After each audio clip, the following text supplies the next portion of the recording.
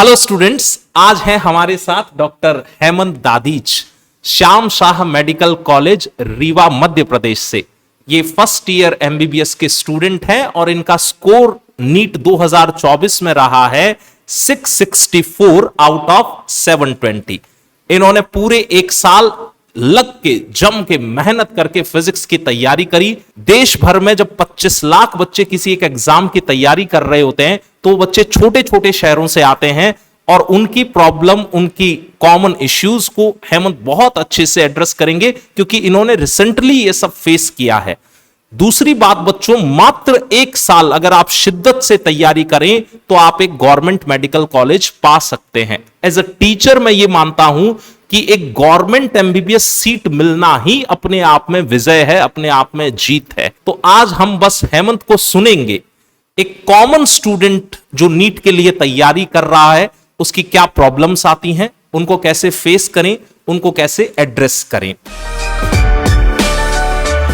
सब बच्चे अपना अपना टाइम टेबल बता देते हैं, लेकिन सबकी बॉडी क्लॉक वैसे सेट नहीं होती। मैं ये चाहता हूं कि तुम बस अपनी बॉडी क्लॉक सेट करो कि अगर मैं रोज सुबह 8 बजे उठता हूं ना तो 8 बजे ही उठूंगा। Discipline is the key to success. ये कोई बस हवाबाजी वाला टर्म नहीं है, ये सही में फॉलो करोगे तो आपको खुद रिजल्ट्स देखने को मिलेंगे। डिसिप्लिन बना के रखो। सुबह अगर रोज 8 बजे उठ रहे हो तो 8 बजे ही उठो, कि यूं नहीं है कि आज 8:30 उठ गया, आज मैं सुबह 4 बजे उठ गया, आज मैंने सुबह 9 बजे उठ रहा हूँ। इससे आपकी बॉडी क्लॉक भी कंफ्यूज हो जाएगी और आप अपना आउटपुट भी नहीं निकाल पाओगे पूरे दिन का। वो कहते हैं ना प्रोडक्टिव डे, वो प्रोडक्टिव डे नहीं आ पाएगा आपका। 8:30 बजे उठो या जितने बजे भी उठते हो उठो, मतलब नहाओ दो, फ्रेश हो आराम से, उसके बाद पढ़ने बैठो। यूं नहीं कि सुबह उठते ही रील स्क्रॉल कर रहे हैं या यूट्यूब के शॉर्ट्स देख रहे हैं, 2-3 मोटिवेशन की वीडियो देख ली। ये सब से कुछ नहीं होता। Action speaks more than words. तो अपने एक्शंस पे ज्यादा ध्यान रखो और अपनी पढ़ाई पे फोकस रखो। इस एक साल में आपको ये, यहाँ मैं दोस्तों के साथ बाहर जा रहा हूँ, आज मैं वो कर रहा हूँ, आज मैं वो कर रहा हूँ, वो सब नहीं करना है। अपना मैक्सिमम स्लॉट कम से कम 8 या 10 घंटे का तो डेली पढ़ाई का रखना ही है। मान लीजिए आपकी 3 घंटे की क्लास होगी तो उसमें से फिर आपको 7 घंटे फिर पढ़ाई करनी ही करनी है और एक्स्ट्रा 20 मिनट आपको ये एक्टिव रिकॉल के लिए निकालना है कि आज मैंने पूरे दिन में क्या क्या पढ़ाई करी। डेली रिवीजन करना है अपने प्रीवियस टॉपिक्स का। हम अपनी चीजें जैसे जैसे भूलते जाते हैं विद टाइम, लेकिन हमें ऐसा नहीं होने देना क्योंकि हमें एक साल बाद पेपर देना है। तो हो सकता है कि आप कुछ चीजें भूल जाए, कुछ चीजें आपको याद रहे। तो उसके लिए आपको क्या करना है, एक्टिव रिकॉल करना है। एक्टिव रिकॉल क्या होता है, जिससे टीचर ने आपको कुछ पढ़ाया और आपको वो समझ आ गया, ठीक है, बढ़िया बात है। आप एक काम करो, आप उस टीचर ने जो भी पढ़ाया उसके जस्ट बाद उसको एक छोटे से पेज पे लिखो और उस लिखने के बाद उसको बंद करो और फिर अपने माइंड के अंदर रिवाइज करो कि हाँ सर ने ऐसे पढ़ाया, सर ने ये इस फॉर्मूला बताया, सर ने ये कंसेप्ट बताया, सर ने ये रिएक्शन बताई, सर ने ये बायोलॉजी के अंदर एग्जांपल्स बताए। इससे क्या होगा, आपके ब्रेन के अंदर जो न्यूरॉन्स होते हैं ना, उनके पास ट्रांसमिशन होता है कि हाँ ये चीज उनके पास स्टोर हो जाती है। आपका ब्रेन इससे और एक्टिव होगा और आपको ये चीज पेपर में हेल्प करेगी, क्योंकि ये सब मैंने खुद भी करा था। सब चैप्टर के शॉर्ट नोट्स बनाओ, लेकिन जो चैप्टर्स इंपॉर्टेंट है, जैसे आरबीडी अपने आप में एक बहुत बड़ा चैप्टर है, फ्लूइड अपने आप में बहुत बड़ा चैप्टर है, जो बच्चों से होता भी नहीं है, कुछ बच्चे एग्जाम के टाइम छोड़ के भी जाते हैं। उन चैप्टर के शॉर्ट नोट्स बनाओ भाई, क्यों नहीं बना रहे हो। एक नोटबुक रखो, उस नोटबुक के अंदर सब कुछ लिखो, उसके प्रॉपर नोट्स बनाओ, शॉर्ट नोट्स बनाओ, क्योंकि वो चैप्टर इतने लेंदी है कि आप उनको जब लास्ट डे पे रिवाइज करने बैठोगे तो हो सकता है आपको रिवाइज पूरे हो ही ना पाए। इसलिए उनके शॉर्ट नोट्स बना के रखो, इंपॉर्टेंट फॉर्मूले लिख के रखो बस। उससे क्या होता है, नीट एक बहुत ज्यादा लेंदी पेपर नहीं है, सीधा direct to the point question आता है, उसके बस फॉर्मूला लगाया, आंसर आ गया। आपको क्या बात ध्यान में रखनी है कि बस फॉर्मूला कैसे लगाना है। फॉर्मूले के अंदर जो एप्सिलॉन नॉट दे रखा है वो परमिएबिलिटी है या परमिटिविटी है, म्यू नॉट दे रखा है वो परमिएबिलिटी है, परमिटिविटी है। तो इस चीज को ध्यान में रखो और वो फॉर्मूला है उसके अंदर जो वेरिएबल्स है उन वेरिएबल्स का मीनिंग क्या है, बस ये ध्यान में रखना है। क्लास नीट के प्रिपरेशन में उतनी इंपॉर्टेंट है जितने पेपर देना या फिर रिवीजन करना। तो अगर आप मान लीजिए, मैंने देखा है बहुत से बच्चे क्लास स्किप कर देते हैं, क्या है मैं तो पढ़ के बैठा हूँ सब कुछ, मेरे को पढ़ने की क्या जरूरत है। क्लास का इंपॉर्टेंस उतना ही है, क्योंकि हर बार टीचर आपको नई चीज जरूर बताएगा, क्योंकि हर साल नीट के पेपर के अंदर न्यू क्वेश्चंस आते हैं। न्यू क्वेश्चंस आएंगे तो थोड़ा सा पैटर्न में भी चेंज आएगा। जैसे आप पिछले 2-3 सालों से देख रहे होंगे कि फिजिक्स के पेपर के अंदर थ्योरी क्वेश्चंस आने लग गए हैं। तो वो थ्योरी आप क्लास में बैठ के ही समझ पाओगे। आप एनसीईआरटी एक बार रीडिंग भी लगा लोगे, आपको वो चीज नहीं समझ आएगी जब तक टीचर उसको क्लास में आपको हिंदी में या आपकी लोकल लैंग्वेज के अंदर बता के नहीं समझाएगा। तो क्लास के बीच में फोन ना चलाएं। जब टीचर 1.5 या 2 घंटे की क्लास लेता है तो उसके अंदर टीचर का और बच्चे का फ्लो साथ में बना हुआ रहता है। आप बीच बीच में डिस्ट्रैक्ट हो गए तो टीचर का और आप दोनों का सिंक्रोनाइजेशन टूटेगा और आप अपने कंसेप्ट को फिर से भूल जाओगे। आपको टाइम लगेगा वापस रिवाइज करने में कि हाँ टीचर ने मेरे को ये बताया, ये मेरे को पढ़ाया। मैं आपको कभी नहीं सजेस्ट करूंगा कि आप 1 साल की नीट प्रिपरेशन के अंदर सोशल मीडिया यूज करो या कुछ भी। देखो एकदम कट ऑफ होना पड़ता है लाइफ के अंदर 1 साल के लिए, क्योंकि आप बहुत बड़े एग्जाम की तैयारी कर रहे हो। जिस एग्जाम को 25 लाख बच्चे दे रहे हो उसमें कितना कंपटीशन और कितने स्कोर मैनेजिंग बच्चे होंगे। तो आपको क्या करना है, आपको सोशल मीडिया कट ऑफ कर देना। और कोई बहुत ज्यादा एडिक्टिव भी है तो दिन का आधी घंटा पौन घंटा रखो भाई, लेकिन मैं नहीं सजेस्ट करूंगा कि सोशल मीडिया यूज करो। मैंने भी नहीं करा था। मेरे पास एक छोटा सा डब्बा सा फोन था, बस उसी के साथ पढ़ाई करता था मैं। आप अपने फ्रेंड सर्कल को छोटा और मेंटेन करके रखिए, क्योंकि मैं ये मानता हूं कि आप जब नीट की प्रिपरेशन कर रहे होते हैं तो उस जर्नी के दौरान बहुत सारे हाईज एंड लोज आते हैं। मेरे साथ भी बहुत सारे आते थे, लेकिन मेरे जो 2-3 दोस्त थे खास वो उस टाइम भी मेरे को यही हाइप करते थे कि भाई तू निकाल लेगा, भाई तू निकाल लेगा। तो एटलीस्ट 1 या 2 फ्रेंड अपने क्लोज करके रखो, लेकिन इतना भी क्लोज नहीं होना है कि आप उनसे रोज मिलने जा रहे हो, अपनी पढ़ाई को हैम्पर करके हाँ भाई आज पार्टी करने चलते हैं, आज ये करने चलते हैं, ये सब भी नहीं करना है। बस इतना क्लोज रखो कि जब आपको उनकी जरूरत पड़े इस 1 साल के अंदर तो वो आपकी हेल्प करने के लिए आ सके। मान लो आप कभी ज्यादा बीमार हो गए तो आपसे मिलने आ गए, या कुछ भी XYZ रीजन से आए। नीट का पेपर 3 घंटे 20 मिनट का होता है। एक आम बच्चा 3 घंटे 20 मिनट एक जगह पे नहीं बैठ पाता। तो आपको अगर उस पेपर के अंदर 3 घंटे 20 मिनट बिना किसी एंजाइटी, बिना किसी नर्वसनेस के बैठना है तो आपको डेली 6 से 8 घंटे की सिटिंग देनी पड़ेगी ही। अगर आप ये नहीं दे पा रहे हो तो भूल जाना कि आप नीट के पेपर के अंदर 3 घंटे 20 मिनट बैठ पाए। उस 6 से 8 घंटे की सिटिंग कैसे देनी है, मैं ये नहीं कह रहा कि आप एकदम 6 से 8 घंटे लेके बैठ ही जाओ। आप 4 घंटे दो, उसके बाद आप ब्रेक लो, फिर आप 4 घंटे दो, उसके बाद ब्रेक लो। और ब्रेक लेने का मतलब है कि चलना फिरना, यूं नहीं कि फोन चलाने बैठ गए वापस से। और हर जैसे 1 घंटे का स्लॉट लेके पढ़ने बैठो तो उसके अंदर 55 मिनट पढ़ाई करो और 5 मिनट का ब्रेक लो। ब्रेक के अंदर क्या करना, आंखें बंद करनी है, मेडिटेशन करना है, कुछ भी करो, बस फोन नहीं चलाना। क्योंकि जैसे ही आप फोन चलाओगे आपके ब्रेन के पास मैसेज जाता है that work has been done, लेकिन जब वो काम पूरा हुआ नहीं होता है और वो आपके पास ब्रेन के पास से सिग्नल जाएगा काम हो गया पूरा, बस उसके बाद आपका दोबारा पढ़ने का मन नहीं करेगा। टीचर की डीपीपी, नीट के पीवाईक्यू और टीचर का मॉड्यूल सबसे कंपलसरी रहता है, करना ही करना चाहिए। बच्चे क्या करते हैं, डीपीपी कर ली, पीवाईक्यू कर लिया, मॉड्यूल। अरे भाई डीपीपी के अंदर 10-15 सवाल होते, क्या करके उखाड़ लिया तुमने? पीवाईक्यू 37 साल के कर लिए, क्या हो गया? इतने सारे सवाल और भी तो करने होते हैं। और फिर मॉड्यूल करो। उसके बाद फिर भी तुम्हारे को कंसेप्ट बनाने में कोई दिक्कत आ रही है तो मैं ये सजेस्ट करूंगा कि जेई के क्वेश्चन उठाओ, क्योंकि कई बार मैंने देखा है कि नीट के पेपर के अंदर डायरेक्ट जेई का पुराना सवाल पूछ लिया जाता है। तो घबराने वाली बात नहीं है कि जेई जेई जेई, नहीं भाई, जेई कोई हार्ड पेपर नहीं होता। जेई के कंसेप्ट इतने स्ट्रॉन्ग कर लो कि अगर वो कंसेप्ट अगर नीट में भी आ गया तो भी तुम हार ना मानो और सवाल को करके दिखा सको। तो मैं ये सजेस्ट करूंगा कि सिंक्रोनाइजेशन ये होना चाहिए आपका कि सबसे पहले नीट के पीवाईक्यू, टीचर की डेली डीपीपी, मॉड्यूल, और मॉड्यूल के बाद जेई के क्वेश्चंस। रोज के 25 से 50 सवाल लगाने ही लगाने हैं, चाहे उस दिन वो 25 बायोलॉजी के हो जाए, चाहे उस दिन वो 25 फिजिक्स के हो जाए, चाहे उस दिन वो 25 केमिस्ट्री के हो जाए। तीनों सब्जेक्ट मैनेज भी नहीं कर पा रहे एक साथ तो एक दिन में 2 सब्जेक्ट तो मैनेज सबसे ही होते हैं। तो 25 सवाल एक सब्जेक्ट के लगा लो, 25 सवाल दूसरे सब्जेक्ट के लगा लो। मान लीजिए आज फिजिक्स की क्लास की छुट्टी थी तो केमिस्ट्री बायो लगा लो, केमिस्ट्री की छुट्टी थी फिजिक्स बायोलॉजी लगा लो। डेली अगर क्वेश्चन सॉल्विंग करोगे ना तो आपकी बॉडी क्लॉक भी सेट हो जाएगी कि हाँ ये आदमी रोज इतने सवाल लगाता ही है। बहुत सारे बच्चे ऐसे भी होते हैं कि वो सारे चैप्टर्स कवर अप नहीं कर पाते हैं और जो चैप्टर्स छूट जाते हैं वो उन्हीं को लेके बैठे रहते हैं कि यार ये मेरा चैप्टर छूट गया, अब बाकी के चैप्टर्स कैसे मैनेज करूं। ये बात आती है जब आप नीट के एकदम एंड मोमेंट पे होते हो, फरवरी मार्च अप्रैल के अंदर। कुछ बच्चों के क्या है, सिलेबस कवर नहीं हो पाता पूरा, वो 1 या 2 चैप्टर छूट जाते हैं तो उन चैप्टर को लेके नहीं बैठा रहना। आपके वो 2 चैप्टर छूट गए कोई बात नहीं, उनसे 1 या 2 या 3 सवाल आएंगे, वो सवाल छूट भी गए तो भी आपका सिलेक्शन नहीं रुकना उनसे।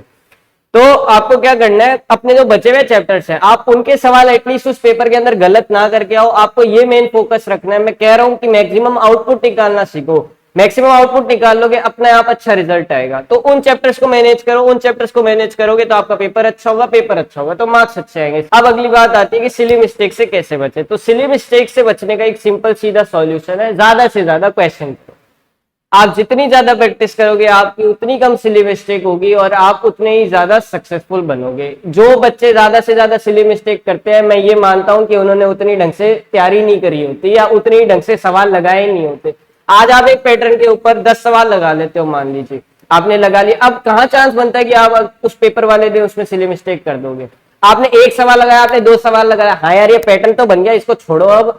और वो जिस दिन वो पेपर में सवाल अरे यार ये तो म्यू नॉट लगाना था, एप्सिलॉन नॉट लगा, अरे भाई क्यों हो गया, आपने पूरे क्वेश्चन ही नहीं करे जब उसके, तो सिली मिस्टेक तो होनी ही थी। तो इन बातों का ध्यान रख। फिर आता है नेक्स्ट पॉइंट, डाउट्स कैसे पूछने टीचर से। अब बहुत सारे बच्चे बोलेंगे सर क्लास में डाउट पूछने में शर्म आती है, 100 बच्चों की क्लास होती है, 150 बच्चों की क्लास होती है, मैं इंट्रोवर्ट हूँ ये वो। तो आप क्या करो, एक सिंपल सा, टीचर की क्लास खत्म होती है उसके बाद जाओ टीचर के पास, सर मेरे को प्लीज आज 15 मिनट दे दो या 20 मिनट दे दो, मेरे डाउट्स क्लियर कर दो।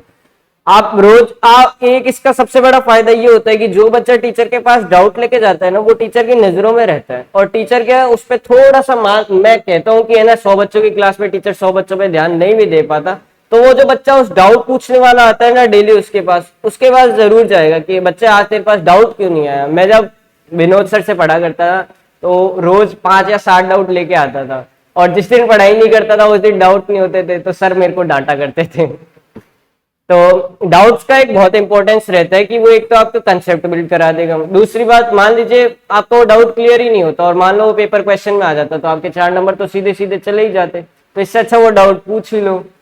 और ये नहीं है कि सारे दिन बस डाउट ही डाउट पूछे जा रहे टीचर से, आपको आगे की पढ़ाई भी करनी है। जैसे मान लीजिए आपने 50 क्वेश्चन करे, उसमें से आपके 10 डाउट आ गए, टीचर के पास इतना टाइम नहीं है कि वो आपको 10 के 10 एक ही दिन में बता दे। आप 5 एक दिन पूछ लो, 5 एक अगले दिन पूछ लो, या 2 एक दिन पूछ लो, बचे हुए 8 अगले दिन टीचर के पास ज्यादा टाइम रहा तो वैसे पूछ लो। फिर अगला पॉइंट आता है सबसे बड़ा, फोमो वाला, कि मेरे साथ वाले बच्चे ना ये किताब लगा रहे हैं, मैं भी ये किताब लगानी चालू कर देता हूँ, फिर वो किताब चेंज करते हैं, आप भी किताब चेंज कर देते हो, भले ही वो आपकी किताब वो पूरी सॉल्व हुई भी नहीं होती। तो आपको ये चीज नहीं करनी है।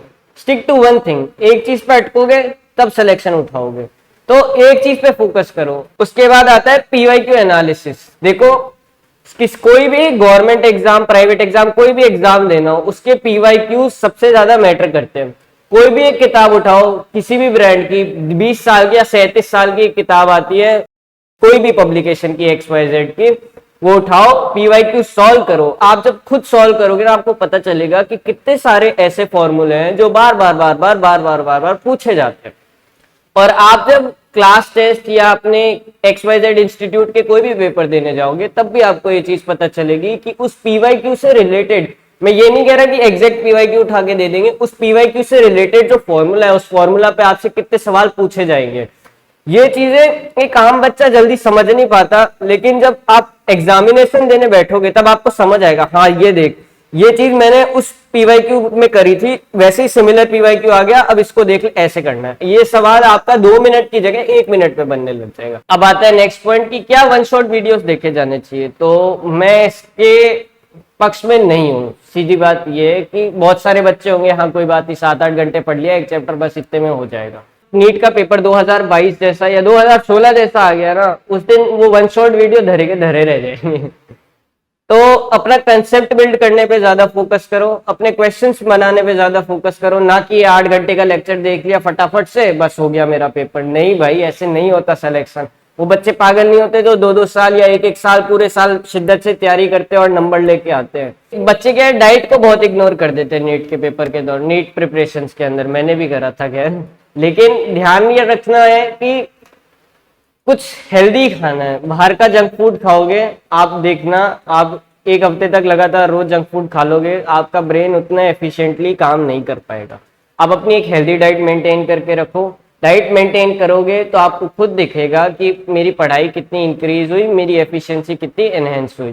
फिर आता है एक नया पॉइंट आजकल की है ना, यूट्यूब पे बहुत ज्यादा मोटिवेशन है।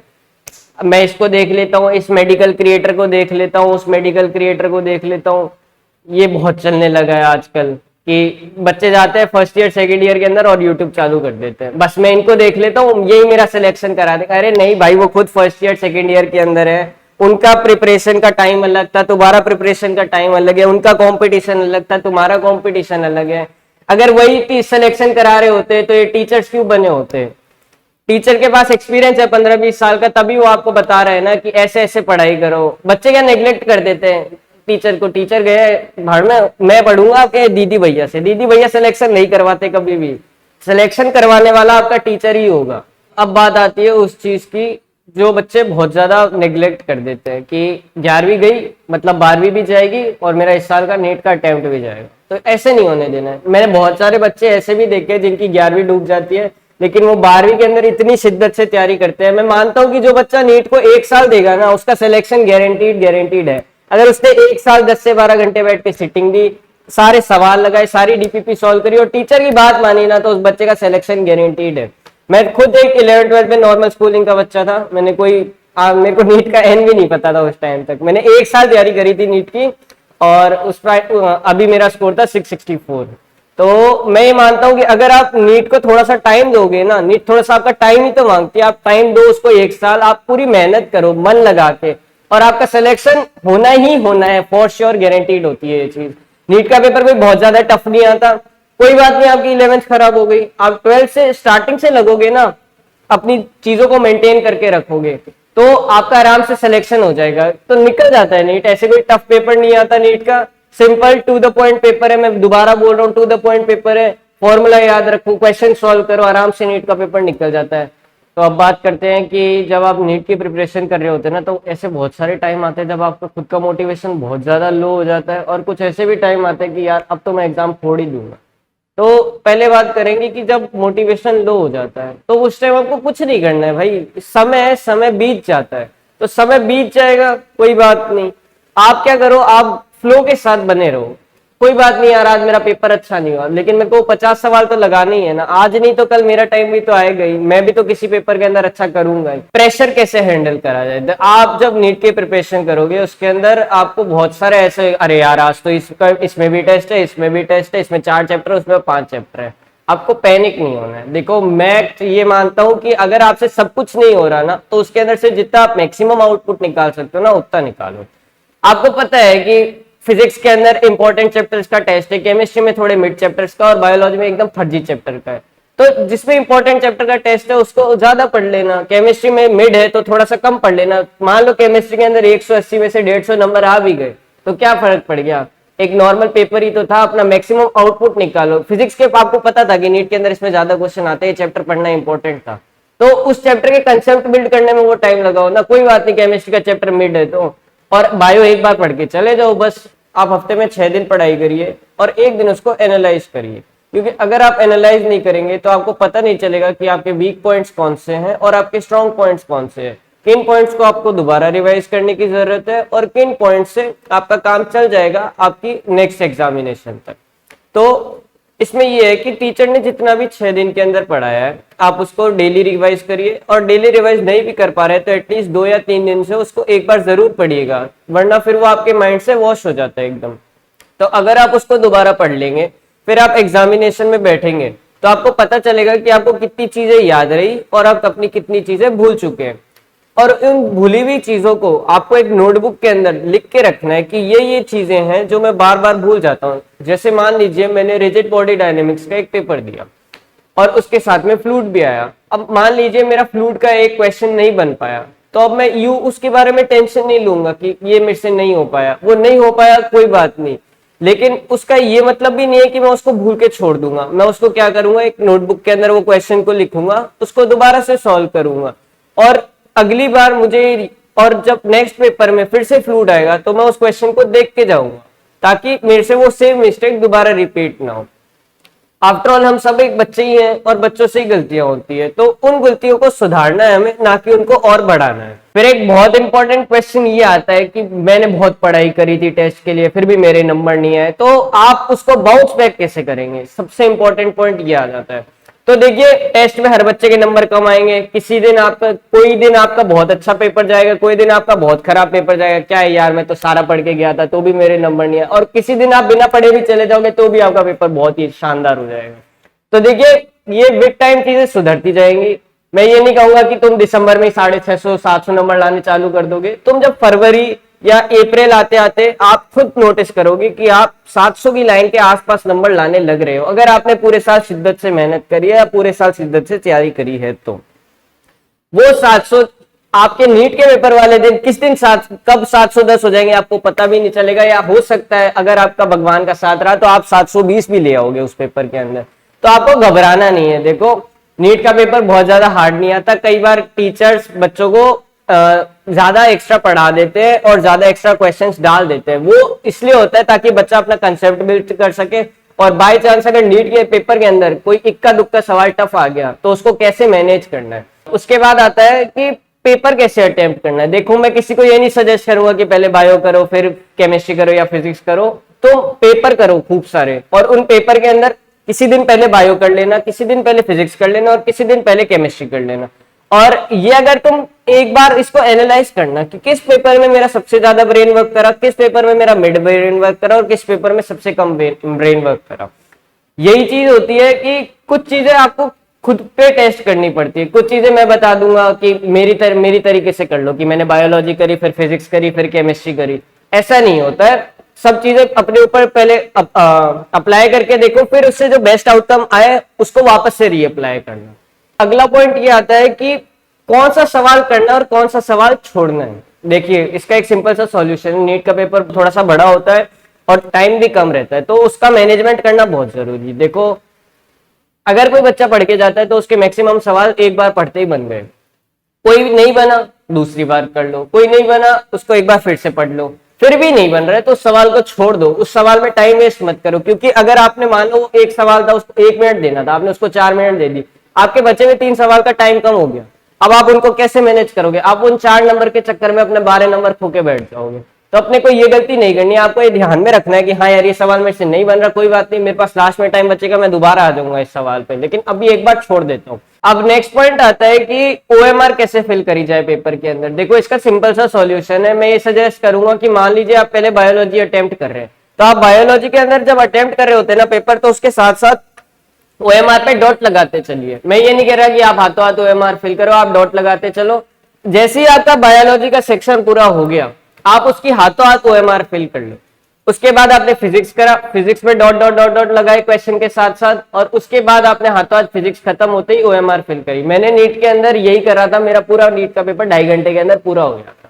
जो बच्चे ऑनलाइन पढ़ रहे होते हैं उनके अंदर एक ये डाउट और रहता है कि जब हम ऑनलाइन क्लास लेते हैं तो हमारा मन भटक जाता है। देखो इसका एक सिंपल सा सॉल्यूशन ये है कि जब आप पढ़ते हो ना ऑनलाइन, तो बहुत सारे बच्चे क्या करते हैं कि बस लेक्चर देखते हैं, उसके साथ साथ में नोट्स नहीं बनाते।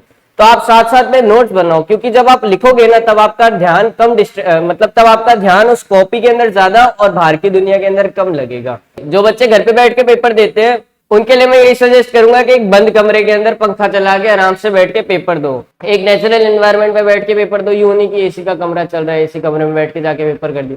नीट के बहुत सारे सेंटर्स ऐसे भी होते हैं जहाँ पे पंखे तक नहीं चलते, तो ये एसी की ठंडी हवा कुछ महीनों के लिए भूल जाना। बच्चे ना 720 के पीछे भागते हैं कि यार क्या है 720 में 720 ही लाने, एम्स दिल्ली उठाना है, एम्स दिल्ली उठाना है। हो सकता है अगले साल पूरे 720 पे भी एम्स दिल्ली ना मिल पाए, लेकिन आपको ये चीज से पैनिक नहीं होना। आपको क्या करना है, आपको सबसे पहले अपना सिलेक्शन अश्योर कराना है कि मेरे को एक गवर्नमेंट मेडिकल कॉलेज की सीट मिलनी जरूरी है। आप जब किसी डॉक्टर के पास जाते हो ना, आप कभी भी ये नहीं पूछते कि उसके नीट के अंदर कितने मार्क्स थे, उसने नीट पीजी कैसे निकाला, उसके नीट पीजी में कितना स्कोर था। आप उसके आगे नाम का डॉक्टर, आप उसकी प्रैक्टिस देखते हो, ना कि ये कि उसके नीट में कितने नंबर आए। तो आपको ना ये चीज से पैनिक नहीं हो रहा है। एक तो आजकल की सोशल मीडिया की दुनिया में क्या हो गया कि एम्स दिल्ली 720 बस यही टारगेट होना चाहिए। अरे नहीं भाई, तुम 710 का टारगेट लेके चलो, आप 690 670 लेके आओगे तो ये कोई बुरी बात नहीं है। बहुत डिसेंट, बहुत अच्छा स्कोर होता है, आपको एक अच्छी गवर्नमेंट मेडिकल कॉलेज की सीट मिल जाती है। ये 720 की दौड़ में भागना छोड़ दो भाई, कुछ नहीं होता। 720 लाना भगवान के हाथ में, एनवायरमेंट आपके आसपास, उस दिन आपका ब्रेन कितना एफिशिएंटली काम करता है, सब चीजों पे डिपेंड करता है। और जब उन सब चीजों की सिंक्रोनी बनती है ना, उस दिन आता है आपके 720 में से 720 वाले नंबर। वो आता है एक लक फैक्टर। वो कहते ना एक लक फैक्टर कुछ नहीं होता, वो जब 720 वाले नंबर वाले बच्चे से पूछो कि वो लक फैक्टर क्या चीज होती है, जिस बच्चे के 715 आते हैं ना, वो शायद उस लक फैक्टर को ही मिस कर जाता है। सो फ्रेंड्स, अब बात आगे आती है कि मेरे पास नीट का मोटिवेशन आया कहाँ से। आप अपने अंदर वो भूख कैसे पैदा करें कि मेरे को एक गवर्नमेंट मेडिकल कॉलेज की सीट चाहिए। तो मेरे अंदर मोटिवेशन ऐसे आया था कि मैं अपने घर का सबसे छोटा बच्चा हूँ और मैं खानदान में भी सबसे छोटा ही, और मेरे दादा थे वो डर्मेटोलॉजिस्ट थे, सीनियर लेप्रोसी डिपार्टमेंट के अंदर ZLOB थे। तो दिक्कत ये हुई कि सारे जो मेरे से जितने भी बड़े थे उनमें से कोई डॉक्टर नहीं बना, तो आखिरी घर की होप मैं ही था कि मैं डॉक्टर बनूंगा। और ऑनेस्टली मेरा खुद का मन यही था कि मैं नीट दूं और सिलेक्शन उठाऊं। बट बात ये थी कि 11th-12th के अंदर, शायद जब मैं 11th में हुआ करता था तब नीट की एज रिस्ट्रिक्ट हुआ करती थी, तो मैंने 11th के अंदर नीट की तैयारी नहीं करी थी। मैंने 12th भी ऐसे ही निकाली, चलो स्कूलिंग में अपने बोर्ड्स के अंदर अच्छा परफॉर्म कर लेंगे, वो हो भी गया। लेकिन वो सिलेक्शन की भूख है ना, उस एक साल के अंदर फील हुई जब मेरे साथ वाले बच्चे थे जो नीट की तैयारी करते थे, उन्होंने विद 12th सिलेक्शन निकाला था। जो मेरे से पढ़ने में थोड़े से कमजोर भी थे तो भी उन्होंने सिलेक्शन निकाल लिया। तो मेरे अंदर वो भूख तब आई कि यार इन्होंने निकाल लिया तो मैं क्यों नहीं कर पाया। फिर वो उस एक साल के अंदर मैंने उतनी मेहनत करी, शायद उनसे ज्यादा ही करी, और तभी उनसे एक अच्छे गवर्नमेंट मेडिकल कॉलेज के अंदर सीट लेके बैठा हूँ। सितंबर तक एकदम नॉर्मली पढ़ाई करता था, एकदम वो खास मेहनत वाली पढ़ाई नहीं थी, रोज 2-3-4 घंटे पढ़ लिया बस बहुत है। फिर एक दिन खुद को ही रियलाइजेशन हुआ कि यार मैं कर क्या रहा हूँ, ये कोई स्कूल की नॉर्मल पढ़ाई थोड़ी है। उस दिन से फिर मैंने तैयारी करना चालू करा था और मम्मी को प्रॉमिस करा था कि इस साल एक अच्छी गवर्नमेंट मेडिकल कॉलेज की सीट उठाऊंगा। तो तब मैंने तैयारी चालू करी, लाइब्रेरी ज्वाइन करी, 10-12 घंटे रोज बैठ के पढ़ाई करी। मेरे साथ वाले बच्चे मेरे को यूं बोलने लग गए थे कि तू पागल हो गया, इतना कितना पढ़ता है, इतना कितना पढ़ता है। कुछ नहीं करता था पूरे दिन, बस पढ़ाई पढ़ाई पढ़ाई पढ़ाई, बस सारे दिन बस पढ़ता ही रहता था। और तभी मेरा सिलेक्शन हो गया और मेरे उन दोस्तों का सिलेक्शन अब तक नहीं हुआ। Special thanks to Vinod sir, उन्होंने मेरे को बहुत अच्छे से फिजिक्स पढ़ाई, मेरे को रोज 2-2 घंटे डाउट्स बताए। एक दिन मेरे को याद है, हम शाम को 6 बजे बैठे थे और रात को 8:30 बजे छूटे थे। उस दिन मैं जेई के काइनेमेटिक्स के डाउट लेके आया था सर के पास। अभी फरवरी की बात है, मतलब उस पीक टाइम के अंदर भी जब बच्चों की भीड़ रहती है, उस टाइम पे भी सर ने मेरे को 2-2 घंटे बैठ के डाउट बताए हुए हैं। और शायद उन्हीं की इस मेहनत का फल है कि मेरे पास एक अच्छी गवर्नमेंट मेडिकल कॉलेज की सीट है। अब विनोद सर पूरे साल मेरे साथ तैयारी में लगे रहे, उन्होंने खाली मुझ पे नहीं बाकी बच्चों पे भी फोकस किया, तभी शायद वो सिलेक्शन ले पाए आज के टाइम पे। तो सर क्या करते हैं, कंसेप्ट बहुत ज्यादा इजी कर देते हैं, उसके अलावा सर एकदम टू द पॉइंट पढ़ाते हैं, वो बाहर की तरह कचरे हैं। अब जैसे कैपेसिटर के अंदर है, सिलेंड्रिकल कैपेसिटर्स भी पढ़ाने वाले पढ़ाते ही हैं। वो नीट के अंदर आज तक ये कभी 20 सालों में पूछा नहीं गया, पता नहीं टीचर्स की क्या बनी हुई है कि हाँ बस ये पढ़ाना है, क्यों पढ़ाना है पता नहीं। बच्चा बढ़ता है, बच्चे पे पास बर्डन आ जाता है, अरे यार टीचर ने इतना सारा पढ़ा दिया, अब इस टाइम, अब वो फिर उसमें से छांट नहीं पाता कि ये पढ़ना है ये नहीं पढ़ना, तो उस चक्कर में फिर उसका सिलेक्शन भी रुक जाता है। तो अपन को ऐसा नहीं करना है, टू द पॉइंट पढ़ाते हैं सर। उसके बाद एक नेक्स्ट पॉइंट आता है कि सर पेपर बहुत लेते हैं, मतलब आपके पास एकदम यूं हो जाएगा कि पेपर का पूरा बंडल है मेरे पास घर पे, विनोद सर इतना मोटा पेपर का बंडल है। तो उसमें क्या होता है, सर हर संडे पेपर लिया करते थे और उसके नेक्स्ट डे उन डाउट्स को डिस्कस किया करते थे। तो डाउट्स या तो शाम को जाके खुद क्लियर हो जाते थे, या फिर अगले दिन जब सर के पास आते थे तो सर अपने आप ही डाउट्स क्लियर कर देते थे। पूरा एक लेक्चर हमारे डाउट पे ही रहता था।